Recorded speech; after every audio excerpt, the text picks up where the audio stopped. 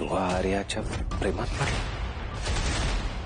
नमस्कार मित्रांनो, लग्नानंतर होईलच प्रेम मालिकेच्या पुढील भागात आपल्याला बघायला मिळेल की नंदिनीला आता मनापासून खूपच वाईट वाटत असतं. आजपर्यंत आईशी कधी खोटं न बोलणारी, काही लपवून न ठेवणारी नंदिनी आज त्यांच्याशी एवढं मोठं खोटं बोलते.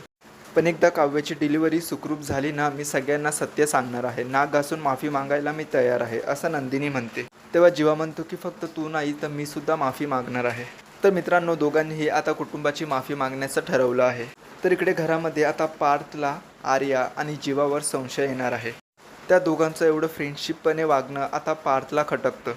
पार्थ आता असा विचार करू लागतो की जीवा हा आर्याच्या प्रेमात पडला तर नसेल ना.